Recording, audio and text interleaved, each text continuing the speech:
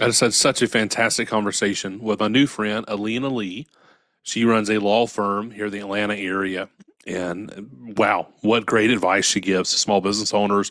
A lot of vulnerable perspective that she provides as someone who's leading an organization, trying to lead well and grow her team and serve her customers well. Here's my new friend, Alina. Welcome to Market Mavericks. I'm Matthew Eford. Join me as I speak with leaders who are redefining industries in every corner of the market. From startups to established businesses, we'll uncover the strategies, challenges, and insights that drive success. Get ready to be inspired by the Mavericks who are shaping the future of business. Welcome, everybody, to Market Mavericks. I'm your host, Matthew Eford, and I have my new friend with me, Alina Lee. We have a mutual friend who I'm so excited that they connected us. And Alina's got a great law firm, and I'm so excited to hear about her and the pretty explosive growth that they've had. So, Alina, those who don't know you, introduce yourself. What's the business that you're in? I have a corporate law firm. We only support businesses and we help them thrive and manage their risk. So, as basically their outside general counsel, we support about 20 large enterprise clients and about 100 small business clients. That's and fantastic. Thank you. For our large enterprise clients, we work directly with their in-house legal team to support them with their overflow transactional work, which just means like drafting, negotiating contracts, and helping with day-to-day legal problems, business legal problems. Sure. That's everything from contracts to intellectual property to customer disputes, whatever day-to-day business law problems you've got, our team can help. And then for our small business clients, of course, we're basically their trusted outside general counsel. When they have a legal question or a legal need, they call us up and we help them or we direct them to a lawyer that is best suited to whatever their specific legal needs are. But we can handle over 90% of day-to-day corporate law needs. I love that. And Alina, what were you doing before that, before you started the business? I was an in-house corporate attorney. Oh, nice. Okay. Cool. Yeah. I worked at two law firms, Rogers and Hardin and Morris, Manning and Martin. I started off my career doing mergers and acquisitions work. Okay. And then I was an in-house lawyer at Southern Company Gas. And I was like one of two lawyers that handled all the legal matters for Georgia Natural Gas. And then I was in-house marketing and product counsel attorney to Mailchimp, which is a tech company that supports small businesses. So yeah, if you have a small business, definitely check out Mailchimp. They've got lots of really awesome tools and free resources on their website. I love that. That's so cool. And so when did you actually launch your business? I started my firm 4 years ago, and It was pretty much just me and a laptop working from home. And 4 years later, I now have 9 attorneys and 4 staff. Wow. Congratulations. That's fantastic. Thank you so much. So talk us through. I mean, obviously you don't just overnight get there. You got there quickly. 4 years is quick to get there. But tell me about the first 12 to 24 months, right? I mean, a lot of folks that listen to this, they may fall into the entrepreneur stage. They're working as an in-house counsel. They're working as a VP or in the C-suite, and they're saying, "Hey, I really feel called to, or led to, or have a desire to go out on my own." The first 12 to 24 months is crucial. And so what did you tell us through your experience, and let's see what advice you may have in that. Sure. Well, I am a preparer. In fact, I'm an over-preparer. I'm one of the odd people who actually did write a full business plan before I started my firm. It was a 50-page business plan that covered everything from a full marketing strategy, full sales strategy, full operations strategy, full budget, 5-10 year outlooks. Basically everything that I needed on my website, my pitch, everything was in this 50-page business plan. I spoke to a lot of other friends who are successful law firm owners and asked them for their advice and read several books about it as well. So I had an idea of what I was getting myself into, but to be honest, I really didn't know until I started. Oh yeah, I feel that. Yeah, anyone who started a business definitely feels that. I've never worked so hard and made so little money in my first 12 months. Yeah. Oh yeah. And We've been there. actually, one of the best things I did was I hired my business coach, Tim Fulton, Nice. around the 3 to 4 month mark. Okay. And he's been with me ever since. I, I had made it fairly high up in the corporate legal world and had a very nice, comfortable salary and a nice title. And I will say, a lot of my friends thought I had lost my mind when I said that I was going out and starting my firm. Most lawyers are really risk averse, so Okay. they couldn't quite wrap their mind around it. But thankfully, actually, my husband's an attorney. He's not risk averse, and he's the one who kind of nudged me in this direction and said, "Alina, I think you'd be a great law firm owner. You should give it a shot." But Tim really helped me. I was able to get a couple really large clients right from the get go, Okay. which helped me a lot. Sure. But it was very like so many ups and downs, like, having costs and totally unpredictable pay. Even though I had two big clients, I was still making less than half what I made as a corporate attorney. And Wow. I just felt like, oh my God, did I make a huge mistake? And Tim kept telling me, actually, Alina, you're killing it, because 50% of business owners don't even make a profit their first year. And you're Yeah. like making a steady profit, Yeah. albeit less It's than what amazing. you were making before. And so just like having him there to be my sounding board helped me tremendously. And then having a community of other business owners that I could call up and help Okay. me made a difference. And now I'm part of an organization called Entrepreneurs Organization, and that has really given me a wonderful community of entrepreneurs to lean on. I love that. So tell me about the entrepreneurship organization. What is that? What is it? A mastermind group? Do you meet monthly? Do you meet weekly, quarterly? What is that? So it's a nonprofit. It's actually the largest nonprofit that supports entrepreneurs. It's for primarily for entrepreneurs who make at least $1 million a year in annual revenue, which you have to certify annually to remain a member.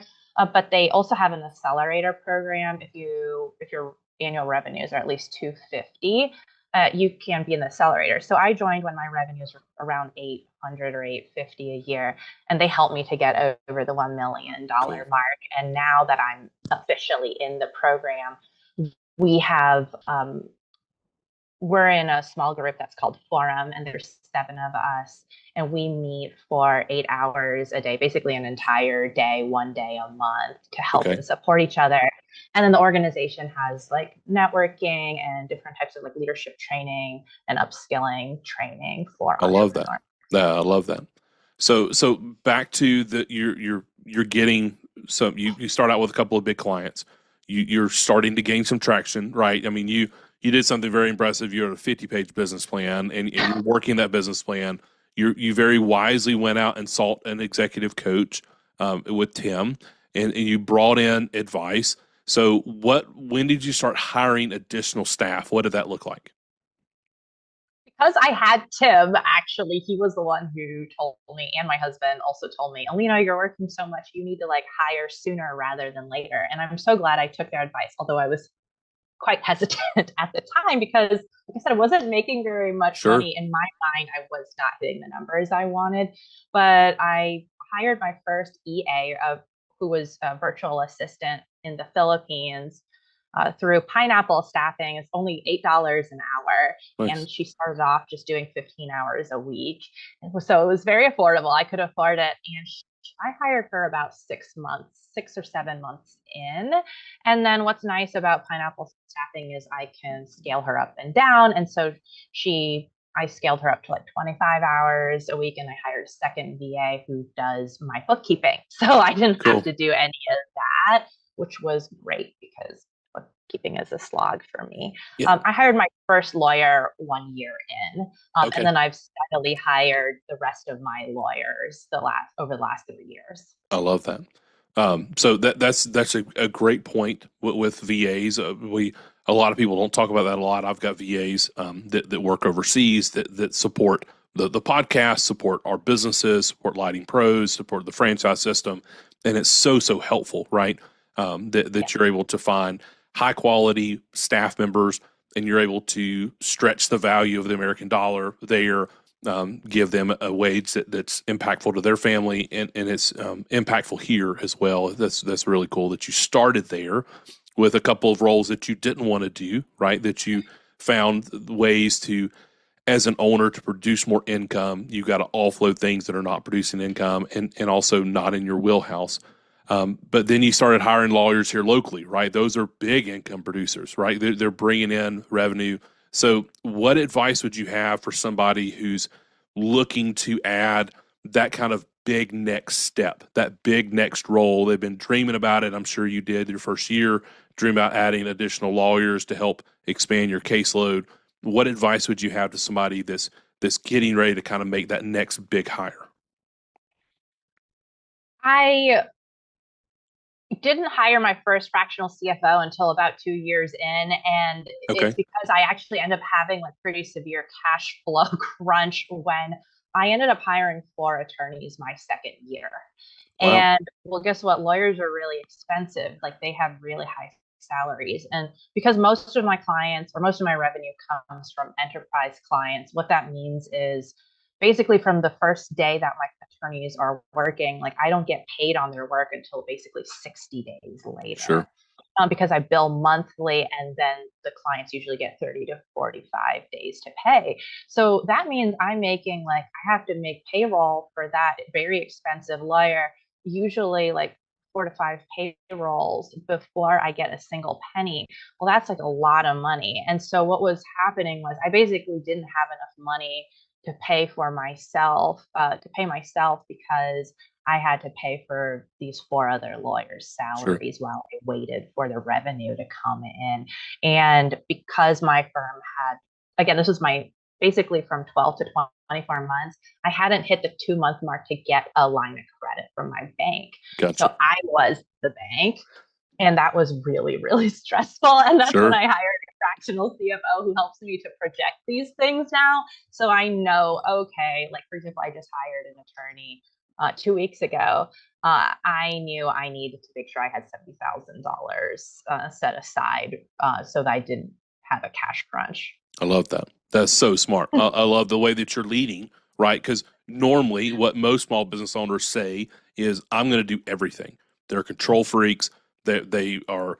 Their pride gets in the way. You know, Bible says pride goes before the fall, and so many businesses fall. And there's issues with cash, and there's issues with growth. Growth is great. I have a mentor that says that revenue is vanity, profit is sanity. And so being able to make sure you're keeping in line with your revenue and hiring a fractional CFO is a fantastic idea. I love that you did that. So talk to us about David Wood, he's really good.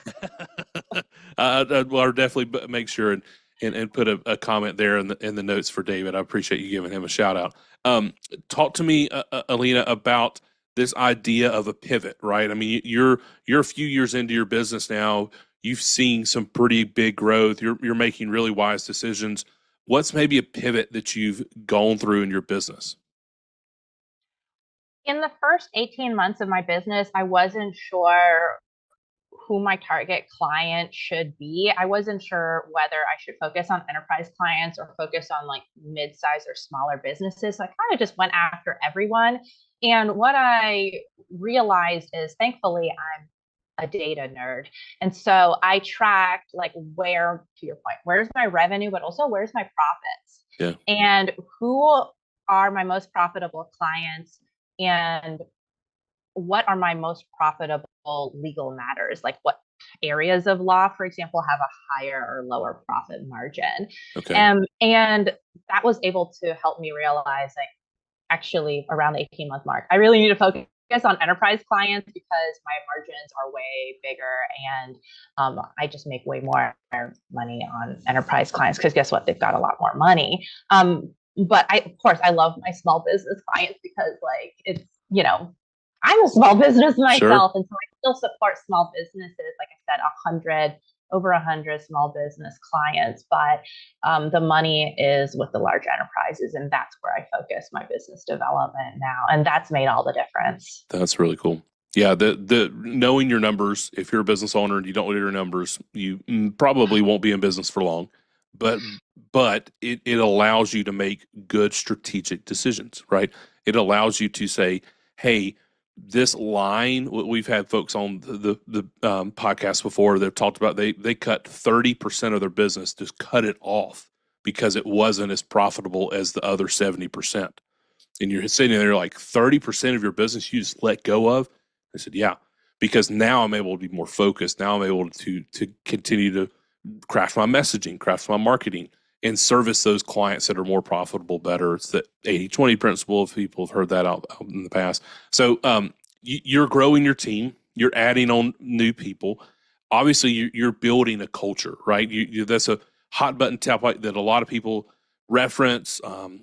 Tons of books have been written about it. But what advice would you have to somebody that is a small business owner that's building their team? What have you found that has been successful for you in kind of establishing that leadership, that culture, that team mentality?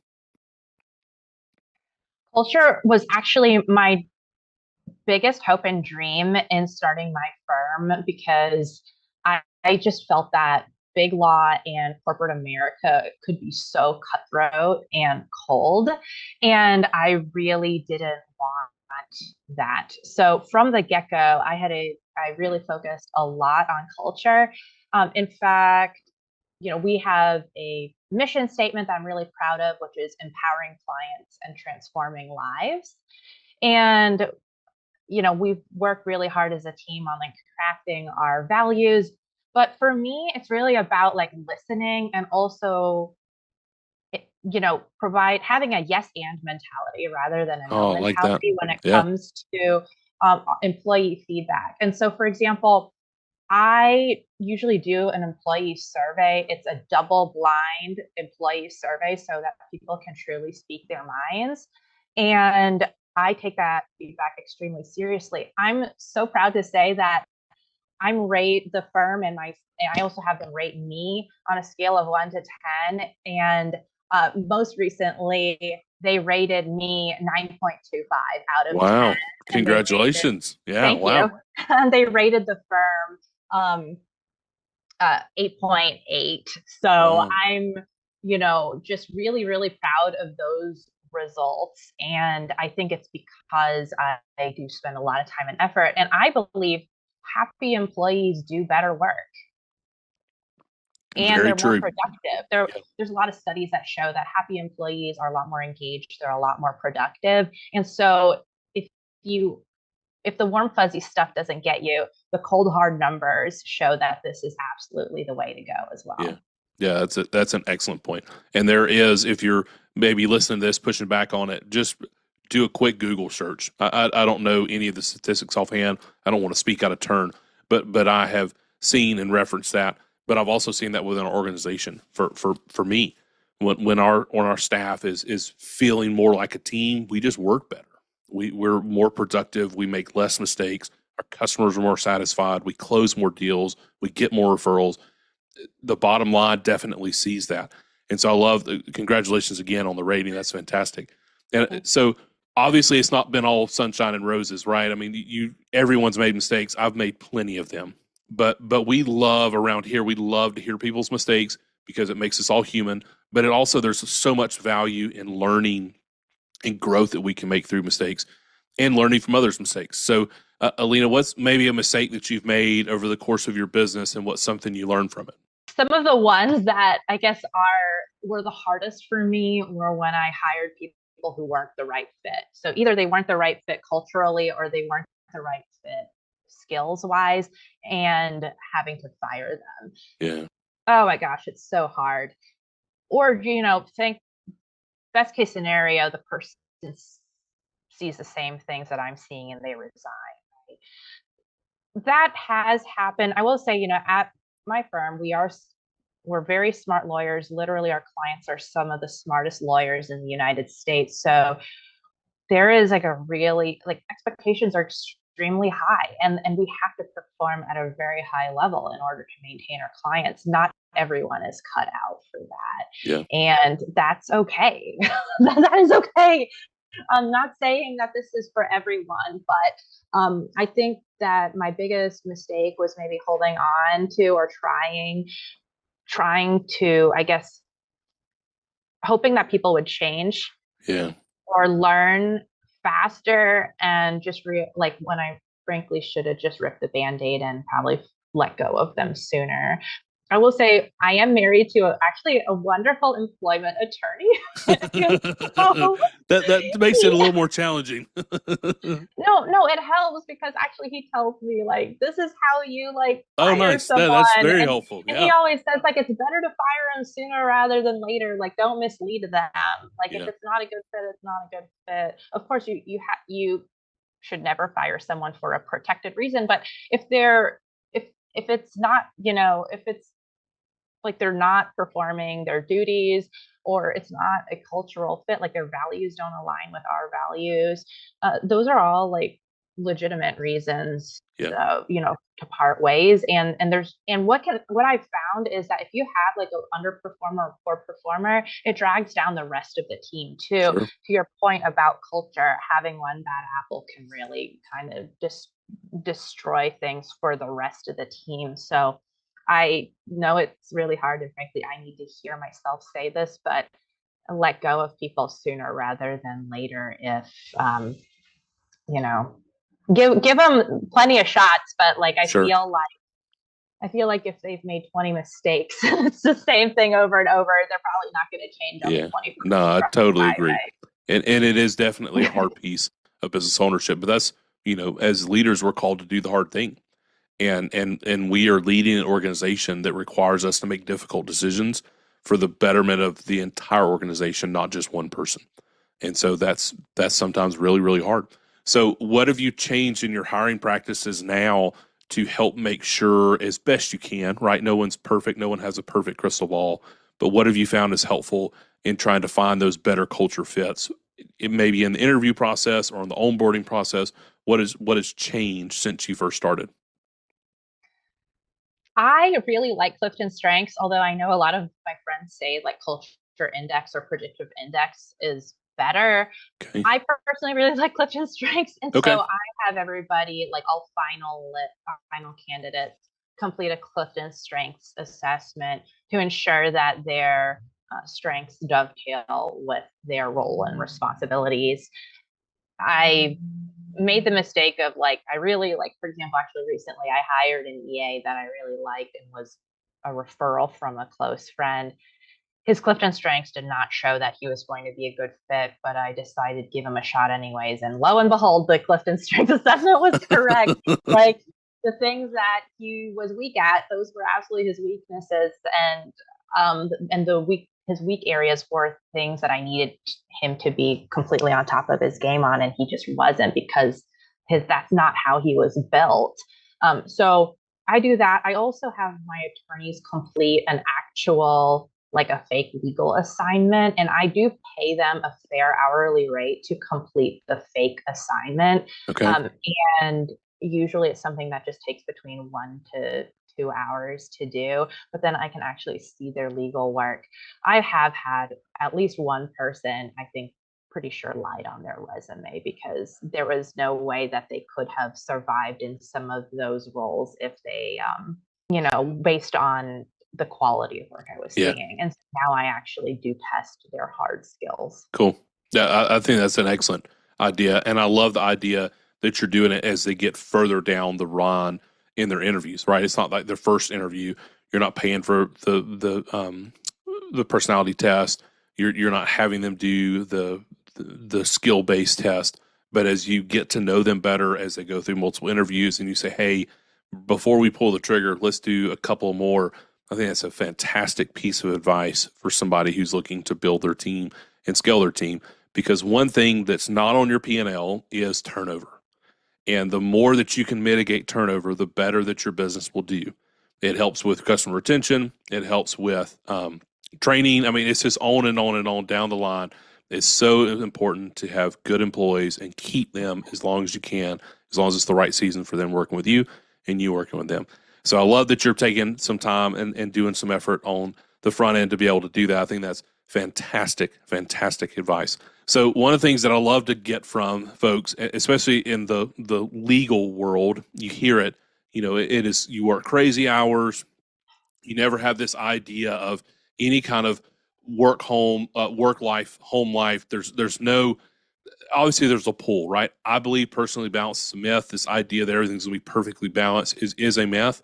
But how have you found success in navigating that pull between work life and home life?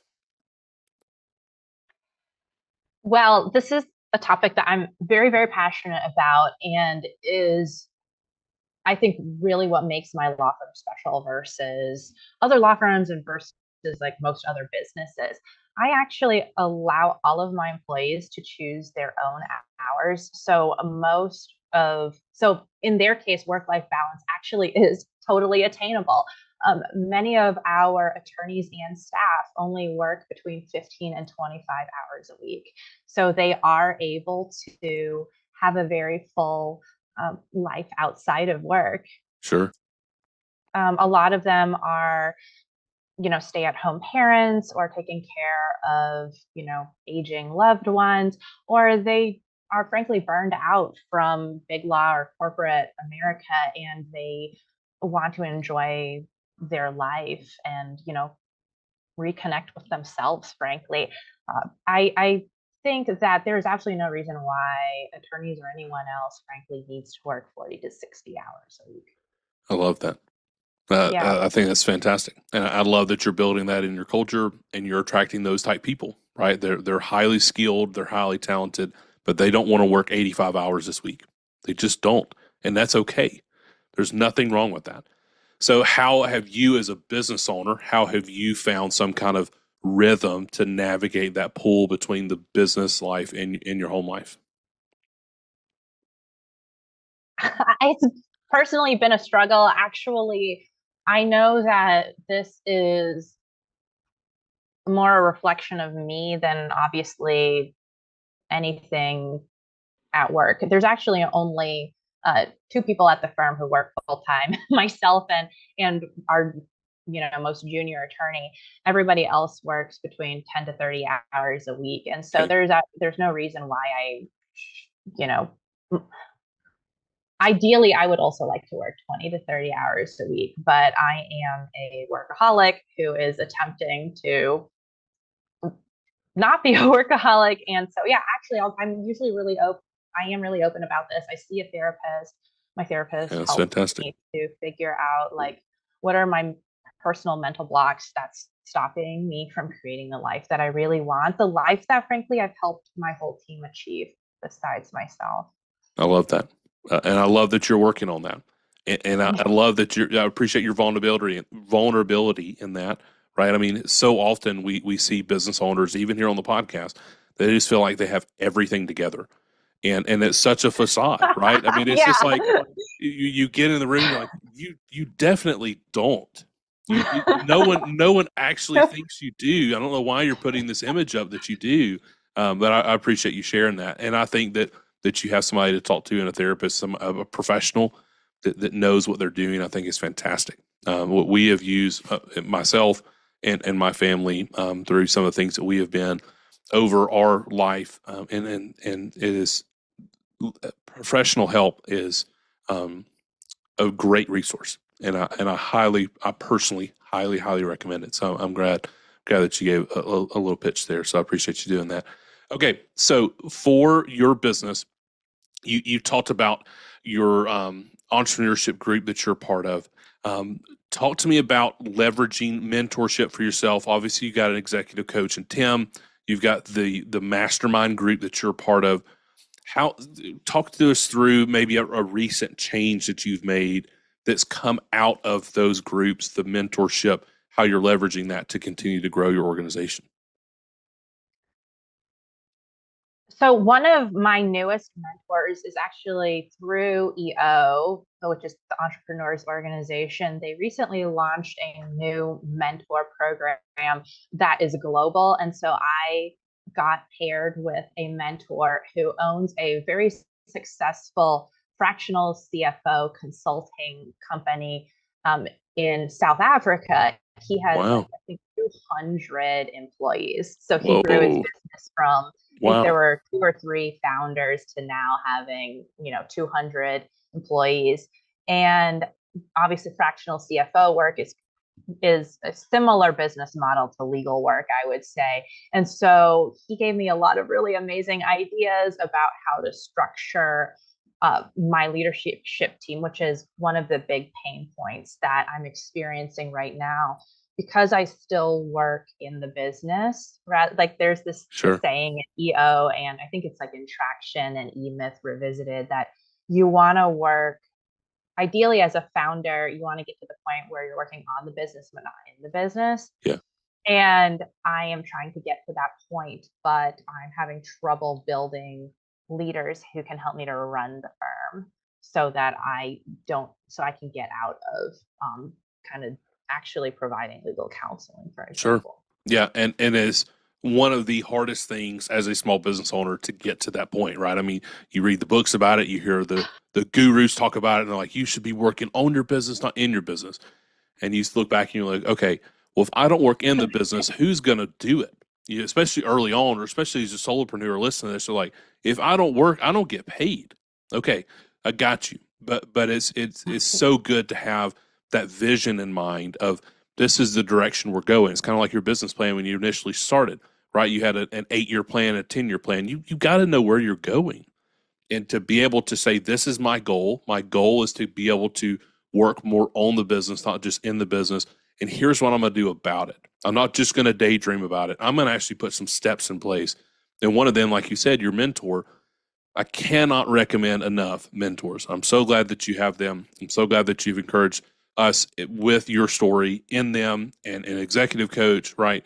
Having someone who's been the direction that you're wanting to go share with you how they got there. The amount of landmines you get to miss along the way in business, there's enough landmines out there that even if you have a mentor, that you're still going to step on. They're still going to blow up. It's still going to be an issue. But the little ones that you can avoid, sometimes the really big ones you can avoid through some wise advice, I think is fantastic. So I love that you're doing that. All right, a couple of questions I love to end on, and I appreciate your time very much. We're kind of coming up to the end of it right now. Number one, if you could get a book, you referenced a couple just a second ago. If you get a book in the hand of every entrepreneur, what book would that be? The one that immediately came to mind is Profit First. I love that. Oh yeah. So so those who may not know, tell us about Profit First, how, and maybe even if you don't mind, share how you implement it in your business. Well, exactly like you said, right? Revenue is vanity, profit is sanity. I think at the end of the day, we're in the business of making money, and what that to me means is like how much are you really taking home, and how much are you paying yourself, how much of the equity like do you own? I think that is infinitely more impressive than any revenue numbers. There's lots of companies that have really high revenue numbers and have negative profits. Yeah. Well, guess what? They're not going to be in business for very much longer, right? Whereas you can, have very large profit margins and a relatively small revenue number and be very, very happy. And in fact, it's like a lot easier to manage a smaller business than a behemoth business in many cases, right? So I think that Profit First really just talks about some of these things and like the mentality, but also I think it's tactical. There's specific guidance on like literally like cutting expenses, looking at where your margins are highest, focusing on those areas, things like that. It's a great book that, I've read a couple of times, and I've kind of told myself I'm going to reread it at least once a year. I love that. Yeah, it is a book that I got recommended when our first business that we started was Mosquito Joe. It's an outdoor pest control company. And one of the owners in the Mosquito Joe franchise space recommended that I read it, and I read it, and I said, wow, this is fantastic. I wish I would have read this when I first started, but early, thankfully we got it now, then instead of now, right? And if you have not read that book, I highly recommend it. It is very challenging. It will make you take steps that feel weird, but they are well worth the investment, because your business should not be It should be a business. It is not a charity. Unless you're running a charity, then that's different. But if you're in business, your business has to make profit. If your business is not making profit, you will not be in business for long. So I appreciate you bringing that one up. All right, a couple more. Number one, we love to focus on commitments, right? It feels more. It feels a lot more dedicated than just a goal. A goal can be something kind of flip it, but what is something, Alina, that you're committed to in this new year to accomplish in your business? This year, I have a big focus on improving the client experience. So that means I'm actually launching NPS this year, Nice. Oh the yeah. Net Promoter Score, and putting in place a actual like customer experience journey and customer experience process, and doing my best to ensure that our clients are very happy. And I think that that is really going to take my business to the next level as far as referrals and retention. Cool. Yeah, I love that. We use NPS. It is a fantastic resource. If you're not familiar with it, it's a scale of 1 to 10. How likely are you to refer a friend, colleague, neighbor to this business? You have promoters, you have and you have detractors, and you want to get into a referral business. You want to get to your promoters. That's a very quick synopsis. If you want to know more about it, just search it. There's a couple of books on it. It's a great resource, and I'm so glad that you're doing it. It's helped our business tremendously. So I'm glad that you're implementing it. Okay, last one, Alina. What is, excuse me, what's a piece of advice that you would give to anyone who's maybe thinking about starting a business or thinking, I want to take my business to the next level? What's a piece of advice that you wish maybe you would have had earlier in your business? I'm a perfectionist, so one thing that can bog me down is that, like, am I making the right choice? Yeah. And well, first of all, I think it's like really hard to like ever know or answer that question until you actually choose something and start walking that path. So my piece of advice is, don't get stuck in the preparation phase, which is what happens to me. Is if you're stuck, that probably means there's multiple good options. In which case, you should feel confident that there's multiple good options. Just pick one, try. If it doesn't work, try the other option. So there's a plan A, a plan B, a plan C. Don't get so wrapped up in should I go with option A, B, or C? Just, whatever. Go with A, then know you can always fall back on B and C. I love that. That is fantastic advice. I'm a huge proponent of making decisions moving forward, even if they're not always the best decision. Paralysis by analysis, excuse me, yeah, paralysis by analysis is killed so many businesses, so many ideas. So I appreciate you sharing that. Okay, Alina, if somebody wants to get in touch with you, they say, "Hey, I'm looking for a outside legal counsel, they're needing assistance, or they're a lawyer listening to this saying, hey, I like what Alina's saying about her culture, and I want to get plugged in. I want to see the next opening that she has. I want to be one of the candidates." How do they get in touch with you? I don't expect you to give up your cell phone number, just to be clear, but if somebody's interested in your services or wants to get in touch with you personally, how do they do that? Well, they can absolutely email me. So it's Alina, Alina, at youradattorney.com. And so that's youradAttorney.com. And also, if you find me on LinkedIn, there is a button to schedule a free 15-minute call with me. And I'd love to chat with you. Nice. That's fantastic. I appreciate you offering that up. We'll definitely put those comments in the show notes. I definitely will. One last question. I just saw your ad, attorney. What is the ad? How did you come up with that? Ad for advertising. So I love that. just heard like, riches in the niches, and trying to distinguish myself from my competition. When it was just me and a laptop, I decided to niche down in advertising law. But actually, I'm in the process of rebranding. Oh, The cool. name Yeah, cool. hasn't been officially announced yet, but if all goes well, you'll see a new name in the next month or so. That's So fantastic. it'll be like a more, it won't be so niche, because right now, marketing law is actually about 25% of our work. 75% of our work is general transactional law, Cool. other areas of That's really law cool. marketing law. Awesome. That's fantastic. Okay. Well, Alina, thank you so much for sharing your wisdom and your insights. Continue to grow your business, continue to create the life that you want. I'm so glad to have you as part of the Market Mavericks family. Thank you, everybody, for following along. We'll see you soon. Thank you for joining us on this episode of Market Mavericks. We hope you're walking away inspired and ready to take your own adventure to the next level. Don't forget to follow the show to keep up with our latest episodes. And if you enjoyed today's conversation, make sure to subscribe, share it with others who could benefit. And hey, if you know a market maverick who has a story that needs to be heard, please drop their name in the comments. We would love to bring their insights to the show. Until next time, keep pushing boundaries and leading with purpose.